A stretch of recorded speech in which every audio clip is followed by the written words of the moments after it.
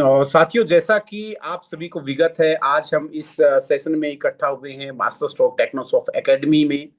जो कि निरंतर पिछले 1 साल 8 महीने से इस लेयर वन ब्लॉकचेन टेक्नोलॉजी की वो जागृति, वो प्रस्तुति हमारे बीच करता आ रहा है, जो कि हमें इस फाइनेंशियल फ्रीडम की ओर अग्रसर करता है। और हमारे लाखों साथी यहाँ से बिकम ए वैलिडेटर, जैसा कि नव आगंतुक साथी यहाँ पे आए और आज इस ब्लॉकचेन टेक्नोलॉजी को यहाँ से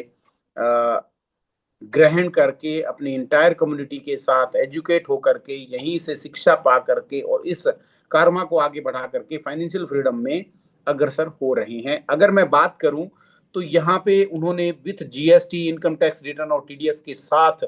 व्यापार व्यवहार किया है। और आज ब्लॉकचेन टेक्नोलॉजी में पहली बार, भारत ही नहीं अपितु संपूर्ण विश्व में पहली बार ऐसा हुआ कि कोई ब्लॉकचेन टेक्नोलॉजी हमारे बीच आई, जो कि हमें फाइनेंशियल फ्रीडम की इस जर्नी में अग्रसर करती जा रही है। तो आपका एक बार फिर से बहुत बहुत स्वागत है इस मास्टर स्ट्रोक टेक्नोसॉफ्ट एकेडमी में, जो कि एमएसटी इंडिया की लेयर वन ब्लॉकचेन, जो कि हमारी फिएट करेंसी में व्यापार व्यवहार करती है, हम भारत सरकार के एसटीपीआई और अपेरी डिपार्टमेंट के मार्गदर्शन में कार्य करते हुए with GST, income tax return और टीडीएस के साथ यहाँ पे आगे बढ़ रहे हैं। हमारी इस जर्नी की शुरुआत हुई साथियों नवंबर 2024 में, और तब से निरंतर यहाँ पे इस सेशन का ऑर्गेनाइजेशन किया जा रहा है। और इस ब्लॉकचेन टेक्नोलॉजी में हर दिन एक नया कारवा, एक नई चीजें, एक नया इनोवेशन, एक नई ऊर्जा और एक नया कीर्तिमान स्थापित किया जा रहा है साथियों। अगर मैं ब्लॉकचेन टेक्नोलॉजी की बात करूं तो ब्लॉकचेन टेक्नोलॉजी वो टेक्नोलॉजी है जहां हम हमारे किसी डाटा, सूचना, इंफॉर्मेशन को सेव करते हैं, जो कि हमेशा हमेशा के लिए सेव हो जाती है। जैसा कि हम पुराने समय में देखते थे साथियों, जिसमें कि हम हमारा बही खाता रखते थे, हमारी रोकड़ रखते थे, उसी तरीके से आज जमाना चेंज हो चुका है और आज हम डिजिटली रूप से हमारे सभी डेटा को सेव कर रहे हैं, जिसमें कि ट्रस्ट, ट्रांसपेरेंसी और ओनरशिप के आधार पे इस डिजिटल वर्ल्ड में ब्लॉकचेन टेक्नोलॉजी उभर करके सामने आ रही है। करंट इकोसिस्टम की बात करूं तो वो सेंट्रलाइज होता है, लिमिटेड कंट्रोल में होता है, लेकिन एमएसटी ब्लॉकचेन है, ये फेयर है, सिक्योर है, वैलिडेटर ड्राइवन इकोसिस्टम के साथ हमारे बीच है साथियों। यहाँ पे मैं अगर बात करूं लेयर वन ब्लॉकचेन क्या है और हमें लेयर वन ब्लॉकचेन टेक्नोलॉजी को क्यों अपनाना चाहिए, ये हमारे लिए क्यों प्राणवायु साबित होगी और यह वास्तव में क्या होता है, इसका मैकेनिज्म क्या है, उस चीजों पे हम डिस्कशन करेंगे। तो सर्वप्रथम जब 2009 में सातोशी नाकामोटो ने ब्लॉकचेन टेक्नोलॉजी का उद्गम किया, तो वहां हमने देखा कि बिटकॉइन उभर करके हमारे सामने आया, जो कि प्रूफ ऑफ वर्क पे कार्य कर रहा था। और आज धीरे धीरे प्रूफ ऑफ वर्क से हम प्रूफ ऑफ स्टेक अथॉरिटी की तरफ अग्रसर हैं। और प्रूफ ऑफ वर्क में क्या कमियां थी, क्या दिक्कतें थी, उन सभी को उभारते हुए जब इथेरियम आया, तो इथेरियम ने प्रूफ ऑफ वर्क से शुरुआत करके प्रूफ ऑफ स्टेक पे अपना कारवां स्थापित किया साथियों। और प्रूफ ऑफ वर्क में अगर मैं बात करूं तो वहां पे फिजिकल रूप से सर्वर लगाना होता है और उसको इलेक्ट्रिसिटी, पावर, फ्यूल देना होता है। ये टेक्नोलॉजी काफी महंगी, इन्वायरमेंट फ्रेंडली भी नहीं थी, बहुत ज्यादा पोल्यूशन, हीटिंग करती थी। लेकिन जब प्रूफ ऑफ स्टेक पे ये इसका इनोवेशन हुआ तो यह टेक्नोलॉजी काफी लेटेस्ट है, इन्वायरमेंट फ्रेंडली है, जिसमें फ्यूल, ईंधन, पेट्रोल का ज्यादा खपत नहीं होता। और ये अभी उभरते हुए भारत की, उभरती हुई दुनिया की इस 21वीं सदी की लेटेस्ट टेक्नोलॉजी है साथियों। तो जैसे ही इथेरियम अस्तित्व में प्रूफ ऑफ स्टेक के साथ आया, धीरे धीरे इसमें इनोवेशन हुआ, तो उसके बाद बीएनबी और अदर बहुत सी ब्लॉकचेन्स मार्केट में आई। लेकिन आज ये बताते हुए बड़ी खुशी होती है कि MST layer one blockchain technology with GST, income tax return और टीडीएस के साथ हमारे बीच में है, जो कि भारत ही नहीं अपितु संपूर्ण विश्व में पहली बार हुआ है साथियों। तो कोई भी ब्लॉकचेन जब बनती है तो उसके साथ बनता है उसका native tokens, native coins. Native coins जैसा कि बिटकॉइन बना तो बिटकॉइन में की ब्लॉकचेन बनी तो उसमें बीटीसी है, वो उसका नेटिव कॉइन था। इथेरियम की ब्लॉकचेन बनी तो ईटीएच है, उसका नेटिव कॉइन्स था। और एमएसटी लेयर वन ब्लॉकचेन बनी तो इसका एमएसटीसी इसका नेटिव कॉइन्स है। अब नेटिव कॉइन्स का क्या रोल होता है? नेटिव कॉइन्स जैसे ही ब्लॉकचेन्स पे कोई भी ट्रांजेक्शन होता है, कोई भी इनोवेशन आता है, तो वहां पे गैस फीस के तौर पे नेटिव कॉइन्स के मार्फत उसका भाड़ा वसूला जाता है, उसका रेंट वसूला जाता है, या उसको वहां पे पेमेंट के तौर पे यूज किया जाता है साथियों। अब अगर मैं बात करूं कि function of layer one blockchain technology की, लेयर वन ब्लॉकचेन टेक्नोलॉजी के क्या कार्य हैं, तो ये भी हमें समझना बहुत जरूरी है, क्योंकि आज हमने समझा कि ब्लॉकचेन्स क्या होती हैं और ब्लॉकचेन्स में मैकेनिज्म कौन कौन से होते हैं, उसके बाद नेटिव टोकन्स के बारे में समझा। अब इसके कार्य के बारे में समझेंगे कि हमारे जीवन में यह क्यों जरूरी है और कैसे हम इसको अग्रसर करते हैं। तो यहाँ function of layer one blockchains की अगर मैं बात करूं तो ये ट्रांजेक्शन प्रोसेसिंग में, कंटिन्यूस मैकेनिज्म में, नेटवर्क सिक्योरिटी, क्रिप्टोग्राफी में, स्मार्ट कॉन्ट्रैक्ट डैप और नेटिव टोकन्स मैनेजमेंट में, स्केबिलिटी सॉल्यूशंस में इसका उपयोग होता है। आज अगर मैं बात करूं तो ब्लॉकचेन टेक्नोलॉजी का जो उपयोग है वो किन किन सेक्टर्स में हो रहा है, आज ये बताते हुए बड़ी खुशी होती है कि आज हमारे HDFC bank, ICI bank completely blockchains पे डिप्लॉयड हैं, कंप्लीटली ब्लॉकचेन्स पे कार्य कर रहे हैं। और आज इस वेब 3 की दुनिया में ब्लॉकचेन टेक्नोलॉजी उभर करके हमारे बीच आ रही है साथियों। आज बैंकिंग सेक्टर धीरे धीरे अपने आप को ब्लॉकचेन टेक्नोलॉजी पे ढालता आ रहा है। अगर मैं यूज केस की बात करूं तो digital currency, token, smart contract dApp, decentralized finance DeFi और supply chain management, tokenization of assets, government और डाओ में भी, और आइडेंटिटी ऑफ डाटा ओनरशिप में भी ब्लॉकचेन टेक्नोलॉजी का उपयोग है वो स्नेह बढ़ता जा रहा है। आज मैं बात करूं कि use case of MST blockchains की, इनका आने वाले समय में कहाँ कहाँ यूज होना है, तो जैसा कि मैंने आपको बताया फाइनेंस और बैंकिंग सेक्टर में, तो आज धीरे धीरे बैंक अपने आप को ब्लॉकचेन्स में डिप्लॉय करते जा रहे हैं। रीजन क्यों? क्योंकि ब्लॉकचेन्स में जो भी डाटा इंफॉर्मेशन सूचना हम सेव करते हैं वो हमेशा हमेशा के लिए वहां पे सेफ और सिक्योर हो जाती है। वहां पे जो भी हमारा डाटा सेव किया जाता है वो हमेशा हमेशा के लिए डिसेंट्रलाइज तरीके से वहां पे सेफ एंड सिक्योर हो जाता है और युगों युगों तक वो डाटा सेव रह सकता है। उसमें कोई भी परिवर्तन नहीं कर सकता, कोई उसे चुरा नहीं सकता, कोई मिटा नहीं सकता। तो ये हमारे लिए एक अहम भूमिका निभाता है। अब फाइनेंस सेक्टर में अगर मैं बात करूं तो क्रॉस बॉर्डर पेमेंट में, क्रॉस बॉर्डर पेमेंट जैसे कि मान लीजिए हमारे कोई फैमिली मेंबर्स हैं जो आउट ऑफ इंडिया, वर्ल्ड के किसी भी देश में रह रहा है या कहीं भी रह रहा है, तो वो हमारे लिए फाइनेंशियल फ्रीडम में बहुत अहम भूमिका निभाता है, क्योंकि हम क्रॉस बॉर्डर पेमेंट है एक देश से दूसरे देश में विदाउट एनी मिस्टेक हम तुरंत प्रभाव से उनको पेमेंट भेज सकते हैं, क्योंकि ब्लॉकचेन्स के द्वारा किया गया ट्रांजैक्शन सेफ एंड सिक्योर होता है और उसको इमीडिएट हम वहां पे विद इन ए सेकेंड उनको पेमेंट पहुंच जाता है। इसी के साथ साथ अगर मैं डेफी की बात करूं, डिसेंट्रलाइज फाइनेंस में, जिसमें कि लैंडिंग, बोरोइंग, स्टेकिंग जो है वो आज ब्लॉकचेन्स पे हो रहा है। डिजिटल आइडेंटिटी के तौर पे जैसा कि हमारे KYC है, वोटिंग सिस्टम है, उसमें भी ब्लॉकचेन्स का उपयोग धीरे धीरे बढ़ता जा रहा है। इसी के साथ साथ मैं बात करूं सप्लाई चेन मैनेजमेंट में, तो आज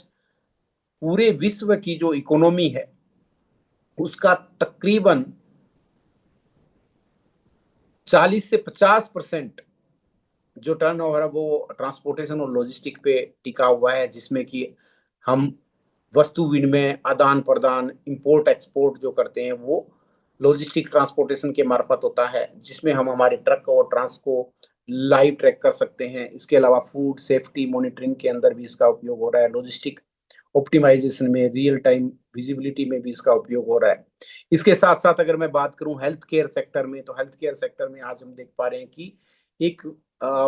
व्यक्ति का, जब एक मनुष्य का जब यहाँ पृथ्वी पर जन्म होता है तब से लेके उसके अंतिम सांस तक का पूरा डेटा जो है वो ब्लॉकचेन्स पे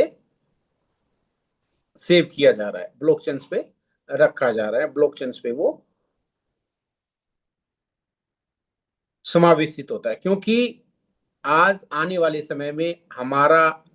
जन्म से लेके हमारी अंतिम सांस तक का पूरा डेटा जो है वो ब्लॉकचेन में QR कोड जनरेट करके उसके ऊपर सेव कर दिया जाता है। तो हमें किसी भी मेडिकल इमरजेंसी में हमारा ब्लड ग्रुप क्या है, हमारे बॉडी में किन किन चीजों की कमी है, या क्या हमारी मेडिकल ट्रीटमेंट हुआ, या हमें हार्ट, बीपी, शुगर या कोई ऐसा डिजीज तो नहीं है, उन सभी का रिकॉर्ड्स वहाँ पे सेव किया जाता है और वो हमेशा हमेशा के लिए वहाँ पे सुरक्षित रहता है। और सिंपल एक क्लिक से सिर्फ क्यूआर को स्कैन करके जब हमें इमरजेंसी में जरूरत होती है तो वो डाटा वहां से डिप्लॉय किया जा सकता है। हमें कोई भी हार्ड डॉक्यूमेंट या फाइल या कोई ऐसा फिजिकली कोई चीज को कैरी करने की जरूरत नहीं होती, और वहां से हम हमारे बारकोड से उसको कैरी कर सकते हैं। तो जब हमें कोई इमरजेंसी हो उस कंडीशन में आप देख पाएंगे साथियों कि अगर ऐसी सिचुएशन में अगर बारकोड हमारा हो और वहां से ब्लॉकचेन से हमारे पूरे जीवन की, हमारी हेल्थ की पूरी डेटास को वहां से एनालिसिस किया जा सकता हो, तो वो हमारे लिए कितना कारगर सिद्ध होगा।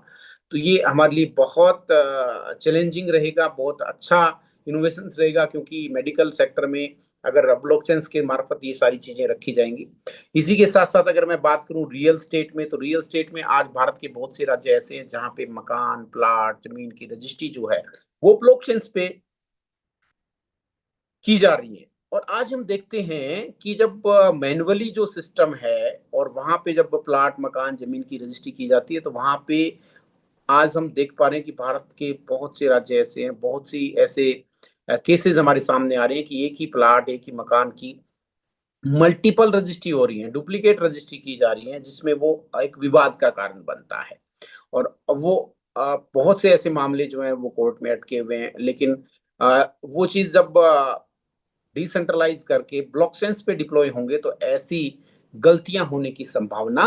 नहीं होगी, क्योंकि सारी प्रॉपर्टी जो है वो ऑनलाइन ब्लॉकचेन्स पे डिप्लॉय होंगी। वहां पे जो भी रजिस्ट्री होगी, जो भी लेन देन होगा, वो बिल्कुल ट्रांसपेरेंट और पारदर्शी रूप से हमारे बीच होगा, तो वहां पे ये विवाद कम होंगे।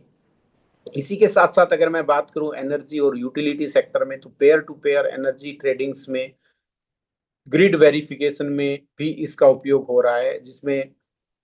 आज हमारे इलेक्ट्रिसिटी बिल हैं, उनका पेमेंट है, उनका सारा रिकॉर्ड है, वो ब्लॉकचेन पे रखा जा रहा है। और इसी के साथ साथ आज मैं बात करूं तो मीडिया और एजुकेशन सेक्टर में, आज अगर फिल्म इंडस्ट्रीज हैं और एजुकेशन सेक्टर में है, भारत की नहीं अपितु वर्ल्ड की बहुत सी यूनिवर्सिटीज, कॉलेज ऐसे हैं जिनके पूरे डेटास को जो है वो ब्लॉकचेन पे डिप्लॉय किया जा रहा है, जहाँ पे रखा जा रहा है। आज स्टूडेंट का पूरा रिकॉर्ड, उनका एडमिशंस का, उनका सर्टिफिकेट्स, उनके पेपर्स, उनकी सारी जो डॉक्यूमेंटेशन है वो ब्लॉकचेन पे डिप्लॉय किया जा रहा है, जिससे उनकी डिग्री का वेरिफिकेशन, उनके डॉक्यूमेंट का वेरिफिकेशन है वो भली भांति हो सकता है। और आने वाले समय में हम देख पाएंगे कि बहुत से यूनिवर्सिटीज, कॉलेज आज भी ब्लॉकचेन पे अपना डाटा को रख रहे हैं, और आने वाले समय में कंप्लीटली पूरा डेटा जो है वो ब्लॉकचेन पे रखा जाएगा। आज बहुत सी यूनिवर्सिटी, कॉलेज ऐसे हैं जहां से ब्लॉकचेन टेक्नोलॉजी के विशेष कोर्सेज हैं वो स्टार्ट हो चुके हैं, और वहां से बहुत से ऐसे स्टूडेंट जो पर ईयर ब्लॉकचेन टेक्नोलॉजी में विशेष कोर्सेज करके उन पे अपना कारवां स्थापित कर रहे हैं, क्योंकि आने वाला सेक्टर है वो एजुकेशन में बहुत सुदृढ़ तरीके से आगे बढ़ेगा साथियों। इसी के साथ साथ अगर मैं बात करूं गवर्नमेंट और पब्लिक सेक्टर में, तो ब्लॉकचेन टेक्नोलॉजी है वो आने वाले समय में हम देख पाएंगे कि हम हमारा वोट जो है वो भी ब्लॉकचेन पे दे पाएंगे, और वो भी ट्रांसपेरेंट तरीके से, हमें कहीं जाने की जरूरत नहीं, हम दुनिया के किसी भी कोने में हो, हम हमारा वोट पोल जो है वो ब्लॉकचेन के मार्फत बिल्कुल ट्रांसपेरेंट तरीके से वहां पे कर सकते हैं। इसके अलावा जैसा मैंने आपको बताया, land registry, stamp proof, property ownership वगैरह सारा जो है वो ब्लॉकचेन पे डिप्लॉय होगा। इसके साथ साथ टैक्सेशन और रिकॉर्ड कीपिंग जो है वो भी ब्लॉकचेन पे रखा जाएगा साथियों। तो ये हमारे लिए बहुत ही सुरक्षित, सेफ और डाटा को स्टोर करने का बहुत सुदृढ़ यहाँ से प्लेटफॉर्म होगा साथियों। इसी में अगर मैं बात करूं तो एमएसटी ब्लॉकचेन में रियल वर्ल्ड यूटिलिटी और डिसेंट्रलाइज्ड ट्रस्ट को हम अगर जोड़ देते हैं तो वास्तव में बनता है एमएसटी ब्लॉकचेन, क्योंकि रियल वर्ल्ड यूटिलिटी और डिसेंट्रलाइज को कनेक्ट किया तो वहां पे हमारे सारे इफ बट और हमारे डाउट्स हैं वो क्लियर हो जाते हैं, क्योंकि जहाँ पे डिसेंट्रलाइज है, किसी व्यक्ति विशेष के हाथ में उसका कोई कंट्रोल नहीं है और वो उसमें चेंज नहीं कर सकता, तो हमारा डाटा रिकॉर्ड है वो बहुत ही सुरक्षित वहां पे रहता है। अब अगर मैं इसी में बात करूं नोड वैलिडेटर्स की, तो हम इस ब्लॉकचेन में बिकम ए वैलिडेटर कैसे सम्मिलित हो सकते हैं, कैसे इस को आगे बढ़ा सकते हैं। तो साथियों आज तक हमें कोई बताने वाला न था, हमें कोई समझाने वाला न था कि ब्लॉकचेन टेक्नोलॉजी में बिकम ए वैलिडेटर सम्मिलित होकर के, और वैलिडेटर को अगर मैं सही मायने में बात करूं तो पार्टनर होता है साथियों। यहाँ पे बिकम ए पार्टनर आकर के हम क्या हासिल कर सकते हैं, हम क्या पा सकते हैं, उसके बारे में एक छोटा सा मैं आपसे डिस्कशन करना चाहूंगा। कि जब बिटकॉइन आया, जब इथेरियम आया, बीएनबी आया, तो हमें कोई बताने वाला नहीं था कि हम इसमें वैलिडेटर बने, क्योंकि ज्ञान नहीं था। कुछ साथियों ने अनजानवश या किसी के कहने से, किसी के बताने से, या थोड़ा बहुत ज्ञान होने की वजह से वहां पे बिकम ए वैलिडेटर जो सम्मिलित हो गए। आज अगर मैं बात करूं तो जो इथेरियम में, बीएनबी में और बिटकॉइन में वैलिडेटर हैं, तो वो आज फाइनेंशियल फ्रीडम की उस जर्नी पे अग्रसर हो चुके हैं। आज उनकी इनकम अगर मैं बात करूं तो उनको पर डे इथेरियम है वो मिंटिंग में मिल रहा है। और मिंटिंग में आज आप देखेंगे कि बीएनबी है वो, उसका प्राइस क्या हो गया, इथेरियम का प्राइस क्या हो गया, बिटकॉइन का प्राइस क्या हो गया, क्योंकि वहां पे उनको नेटिव कॉइन्स के तौर पे बीटीसी, इथेरियम और बीएनबी उनको मिल रहा है। तो इसी तरीके से आज हम एमएसटी में वैलिडेटर बने और हमारे को एमएसटीसी कॉइन्स निरंतर आगामी 20 वर्षों तक यहाँ पे मिलेंगे, क्योंकि यहाँ पे बिकम ए वैलिडेटर सम्मिलित होकर के यहाँ के एल्गोरिदम के अकॉर्डिंग हमें सुबह 5:30 बजे हमारे एमएसटीसी कॉइन खन खनाते हुए हमारे वैलेट में मिल रहा है। प्राइस आने वाले समय में जैसे जैसे कि इसके यूज केस बढ़ेंगे, जैसे इस पे ट्रांजेक्शन्स बढ़ेगा, वैसे वैसे एमएसटी कॉइन्स की डिमांड बढ़ती जाएगी। और आप देख पा रहे हैं जैसे जैसे नोट सेलिंग हो रहा है, वैसे वैसे एमएसटी कॉइन्स का मिंटिंग है वो हमें कम मिलता जा रहा है, क्योंकि ऐसा एल्गोरिदम लगा हुआ है। जब नवंबर 2024 में फ्रैक्शन सेलिंग स्टार्ट हुआ तो एक फ्रैक्शन पे उस समय 20.57 एमएसटीसी कॉइन्स हमें मिल रहे थे, जो कि आज की डेट में अगर मैं बात करूं तो 10वां नोड लाइव है, और 10वें नोड में वो 8.27 कॉइन्स पर डे के अकॉर्डिंग हमारे को मिल रहे हैं। तो ये निरंतर रूप से में घटते क्रम में मिलते जाएंगे, क्योंकि जैसे जैसे हमारे फ्रैक्शंस लाइव होंगे वैसे वैसे कॉइन्स की तादाद घटती जाएगी, और ये हमें आगामी समय में निरंतर मिलते जाएंगे। आज मैं आपको बताते हुए बड़ी खुशी होती है कि जब अ, दिसंबर 2024 में जून की शुरुआत हुई तो वहां पे एक 20-50 लोगों के समूह के साथ जूम की शुरुआत की थी, और आज हमारा ये परिवार है वो तकरीबन 3.5 लाख के आसपास पहुंच चुका है। साथियों, ये चीजें बताते हुए बड़ा हर्षोल्लास होता है। और यहाँ पे अगर मैं बात करूं कुछ टेक्निकल चीजों की, तो बहुत से साथियों का क्वेश्चन था कि नोड क्या होता है, फ्रैक्शंस क्या होता है, और कैसे इसका रेट बढ़ेगा, उस पर हम चर्चा करते हैं। तो आप बड़ा ध्यानपूर्वक इस स्लाइड को देखें कि एमएसटी लेयर 1 ब्लॉकचेन में टोटल 21 नोड हैं, जिनको 3 स्टेज में डिवाइड किया गया है। प्रत्येक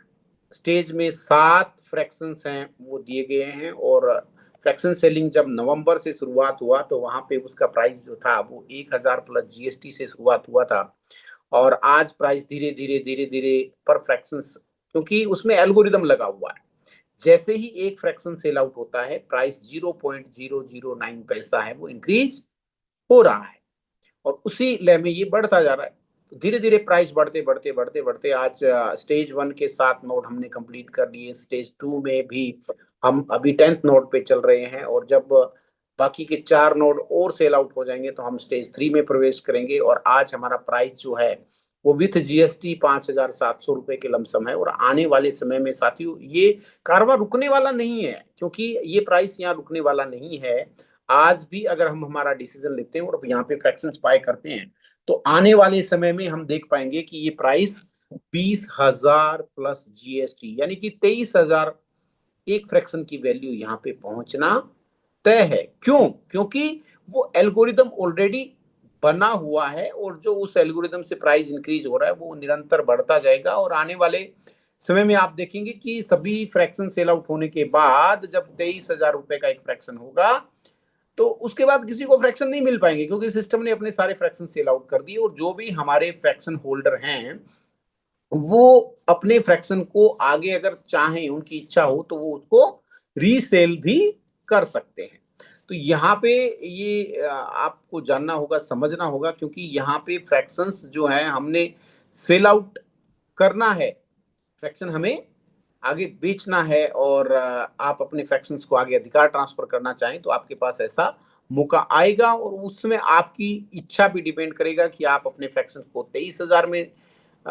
बेचना चाहते हो कि 50,000 में बेचना चाहते हो कि 1 लाख में बेचना चाहते हो, क्योंकि इट्स डिपेंड ऑन यू। आप अपने फ्रैक्शंस को क्या वैल्यू में देना चाहिए वो आपकी इच्छा पे डिपेंड करता है। तो वहां पे भी आपके पास ये ऑप्शन आएगा। और एक बड़ी जरूरी सूचना आप सभी के बीच में मेरे अभी याद है, मैं आपको बताना चाहता हूँ साथियों कि आज से 1 साल पहले, 1 साल 8 महीने पहले जब जो भी इस फ्रैक्शंस सेलिंग में इस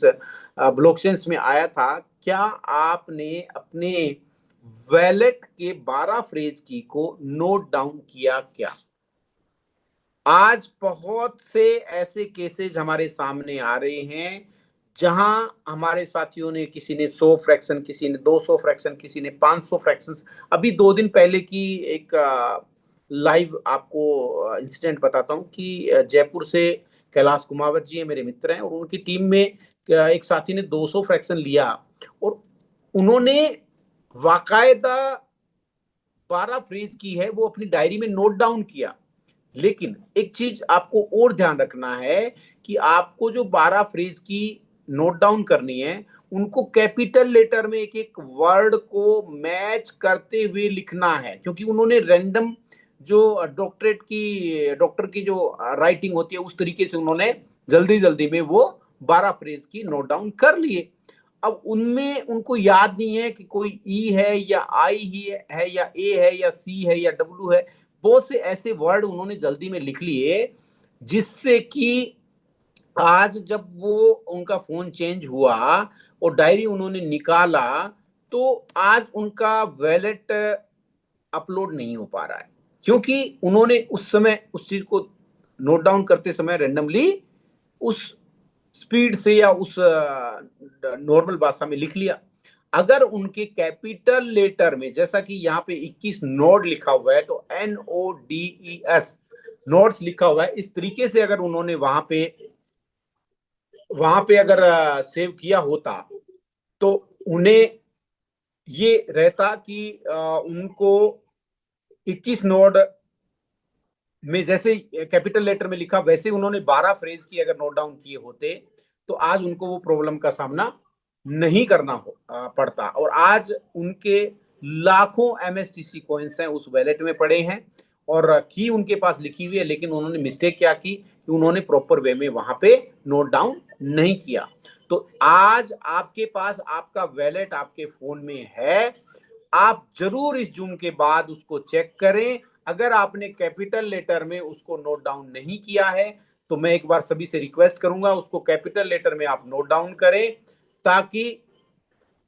आने वाले समय में आपको ये प्रॉब्लम का सामना ना करना पड़े। क्योंकि आज तो आपको वो वैलेट है, आपके फोन है, वो सारे आपके साथ मौजूद हैं, लेकिन आगामी समय में अगर ये आपको नहीं मिले तो ये बड़ी समस्या आपके लिए होगी, जैसा कि वो साथी आज फील कर पा रहे हैं। तो आप इस चीज को विशेष तौर पे ध्यान रखें, क्योंकि यही हमारी पूंजी है, हमारा वैलेट है, उसकी 12 फ्रेज की है, किसी भी कंडीशन में हमें उसको चूकना नहीं है। अपने फैमिली मेंबर को भी उसके बारे में बता के रखें कि MST में मेरे पास इतने फ्रैक्शन हैं और ये उसकी 12 फ्रेज की हैं, उनको भी नॉलेज में दें। और इसमें अगर मैं बात करूं टोटल सप्लाई की, तो आज MSTC की टोटल सप्लाई जो है वो 8.4 बिलियन इसमें टोटल सप्लाई है साथियों, जो कि आने वाले 20 वर्षों में हमारे बीच मिंटिंग होकर के हमें मिलनी है। दूसरा, हमारे साथियों का एक क्वेश्चन होता है कि MSTC कॉइन्स का प्राइस कब बढ़ेगा, कैसे बढ़ेगा, कब इसका कीमत आएगी, कब तक हम इसको होल्ड करें, कब इसको सेल करें, ऐसे क्वेश्चंस पूछते हैं। तो मैं आपको एक चीज बताना चाहूंगा कि इस स्लाइड को आप बड़ा ध्यानपूर्वक देखें, जाने समझें, क्योंकि आज अगर मैं बात करूं तो इस स्लाइड में आपको बताएगा कि mstscan.com पे आप जाएं और हर 3 सेकंड में एक ब्लॉक बन रहा है और एक ब्लॉक बनने के साथ ही 200 MSTC कॉइन्स हैं वो मिंटिंग होकर के हमें मिल रहे हैं साथी। और यहाँ पे हमारे लिए जो अहम चीज है वो है हाल्विंग, क्योंकि हाल्विंग आने वाले समय में हमारे लिए ये डिसाइड करेगी कि हाल्विंग होने से हमारे MSTC कॉइन्स का रेट कैसे बढ़ रहा है। क्योंकि आने वाले समय में कम्युनिटी ज्यादा होगी, यूज केस ज्यादा होंगे, इसका खपत ज्यादा होगी, लेकिन इसका प्रोडक्शन धीरे धीरे धीरे धीरे कम होगा। तो जैसा कि जो मैथमेटिक्स के स्टूडेंट हैं, जो इकोनॉमिक्स के स्टूडेंट हैं, वो इसको भली भांति समझ सकते हैं कि आज जैसे जैसे डिमांड बढ़ेगी वैसे वैसे एमएसटीसी कॉइन हाल्विंग होने से हमारे पास कम आएंगे और प्राइस इंक्रीज होगा साथियों। तो हमें बताते हुए बड़ी खुशी होती है कि आज हम हाल्विंग ईयर में हैं, और हाल्विंग ईयर में होने का मतलब हुआ कि इस फाइनेंशियल ईयर अक्टूबर नवंबर में हमारा पहला हाल्विंग होना है साथियों। और पहला हाल्विंग होने के साथ ही जैसे ही हमारा एक ब्लॉक बनता है, 200 एमएसटीसी कॉइन्स हमें यहाँ पे मिंटिंग होके मिल रहे हैं, उनकी तादाद हो जाएगी 100। और जैसे ही 2028 में दूसरी हाल्विंग होगी तो जो 100 एमएसटीसी कॉइन पर ब्लॉक हमें मिल रहे थे, उनकी तादाद हो जाएगी 50 साथियों। इसी तरीके से हम देख पाएंगे कि धीरे धीरे धीरे धीरे 20 वर्षों में 10 हाल्विंग होना तय है, और अंतिम हाल्विंग जब होगी तो वहां पे हमारे को 0.39 एमएसटीसी कॉइन्स हमारे को यहाँ पे मिलेंगे साथियों। तो ऐसे धीरे धीरे एमएसटीसी कॉइन की जो प्रोडक्शन है, इसका जो मिंटिंग है वो कम होगा, और डिमांड बढ़ेगी, यूज केस बढ़ेंगे, तो वैसे वैसे प्राइस भी इंक्रीज होना तय है। इसका सिंपल एग्जांपल अगर मैं आपको बताऊं तो आज से तकरीबन 2 वर्ष पूर्व बिटकॉइन में हाल्विंग हुआ था, और बिटकॉइन में जब हाल्विंग हुआ तो वहां उसका प्राइस था 30,000 से लेके $40,000 के बीच में। और जैसे ही वो हाल्विंग हुआ, 30 से $40,000 के बीच में रहने वाला बिटकॉइन का प्राइस सीधा गया साथियों 1 करोड़ से ऊपर।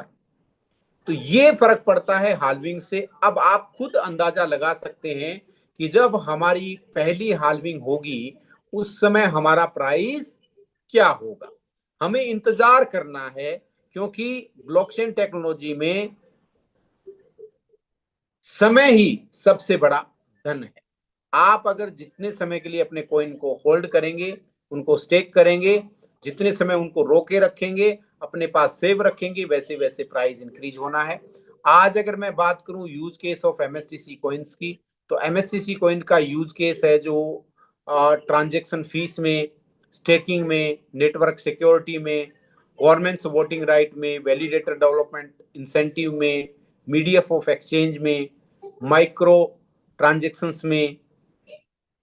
डेफी में, लॉयल्टी एंड रिवार्ड प्रोग्राम में, यानी कि अलग अलग सेक्टर्स में ब्लॉकचेन टेक्नोलॉजी पे एमएसटीसी कॉइन का यूज होना